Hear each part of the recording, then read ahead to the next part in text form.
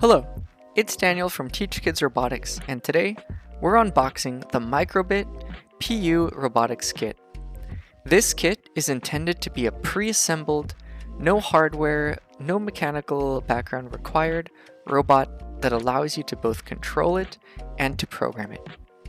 What you get is a quick start guide that shows you how to use the accompanying Bluetooth controller, as well as what parts come with this robot. When reviewing these robotics kits, I'm always interested to see what actuators and sensors are included, and we can see for this robot a sonar sensor is provided. And this sensor is what allows it to do object detection to avoid collisions when walking in its own Explorer mode. In addition to these instructions, we have a basic setup guide to help you get started turning on your robot and controlling it via the controller. This set is intended again to be usable straight out of the box, pre-charged, and it provides the batteries that you need for your controller as well.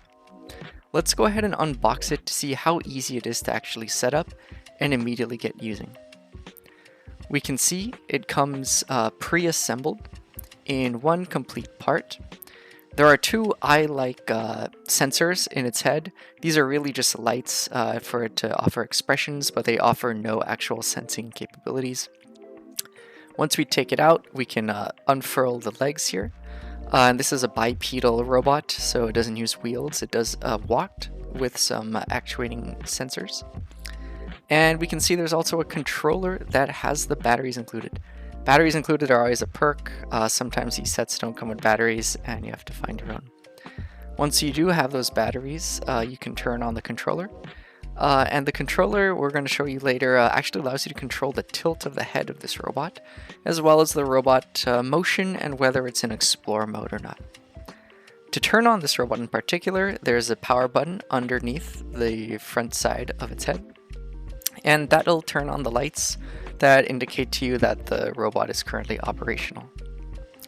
Let's go ahead and see how easy it is to operate.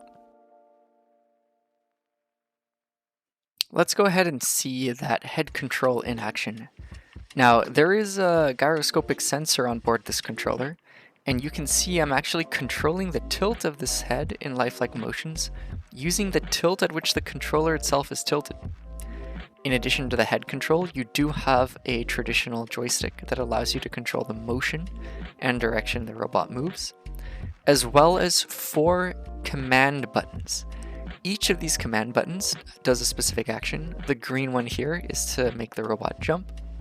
There's also a step mechanism, an explore mode, and an ability for the robot to stop. And so we'll be putting that explore mode to the test, so it should actually use those sensor sonars to determine if it's going to run into an object. So if we were to point it at an object and then send it with the explore mode, it should actually be able to detect this object and choose to move into a different direction. Now, depending on the density of the object, it will actually perform the detection correctly or not.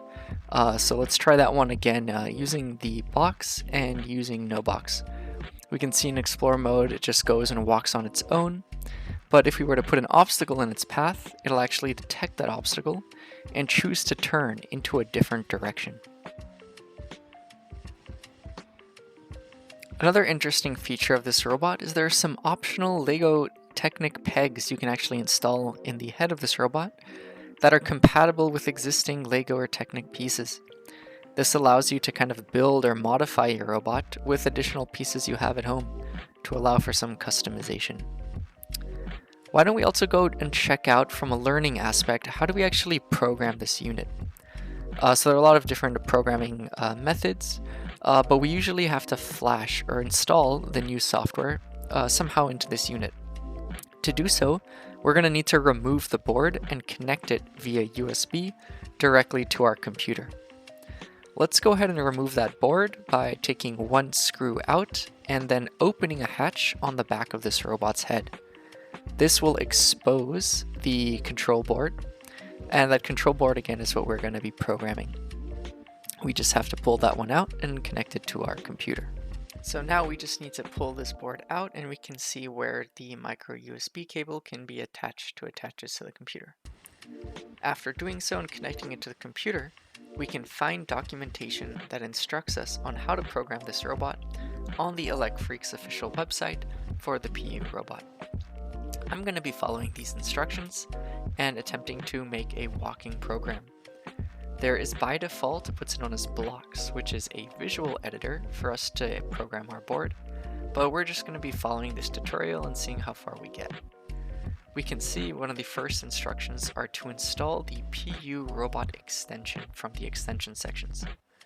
Entering PU robot into the extension search unfortunately does not return an exact PU robot match, but there is a microbit robot package, which is the manufacturer for this product. Once we have that installed, we can see from the right program section that we'd be able to choose the visual blocks corresponding to the program we want. While the extension we installed does not have these exact blocks, they also provide a program link, which, when clicked, would actually preload a program that has these exact instructions written. I'm going to go ahead and see what kind of options we have to edit this with actual programming code. We can see there are some pre-built methods available to us, and so I'm going to be wanting to edit this and actually add my own backwards movement. In order to edit it, we do need to open it again in our project, and we're going to select that Python language, and I'm going to choose to set move direction, but this time I want to set it backwards. Now, this built-in web editor did not do the auto-completion properly, even though the backward direction was a valid option. It seems like this built-in editor was not seeing that, so I did have to just manually type that one in. Once we had that, we wanted to go ahead and load that onto our board. And to do so, in the bottom left, we have a download button. And we can download it onto the board after the board's been directly connected to the browser. In order to connect it directly to the browser, we can actually provide permissions for the browser to interact with our board. And so there's a nice connect guide that we follow. And once we attempt to pair, we will actually see our plugged-in robot once connected over USB. And we can see that connection taking place. And then we have the ability to download our program directly onto that board. Once we have the program downloaded, we'll be able to reinstall the board directly into the back of the robot's head and see if it's going to execute this moving forward, waiting 3 seconds, and then moving backwards. We'll see if this happens successfully here.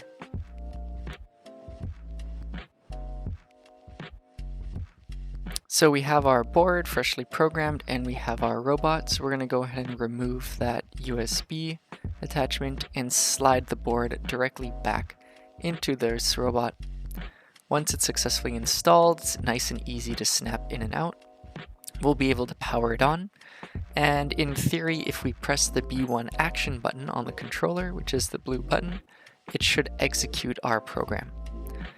So we're going to go ahead and put the screw back and then see if our program executes successfully. With the board successfully installed, we attempt to power on the unit again and then use the controller to trigger our new walk forwards, pause, walk backwards program. Unfortunately, attempting to run this program and even just using the joystick regularly after flashing, I was not able to successfully interact with the robot anymore. It's possible this was a pairing issue. It is also possible that the version of software loaded onto this robot was not actually compatible with it. And as a result, I'm going to have to rate the PU robot kit only 3 out of 5 stars. Benefits here being how accessible it is, requires no building out of the box, and was easy to set up and use. Unfortunately, the learnings were limited and the programming did not work. So assuming that gets resolved, this would bump up here higher.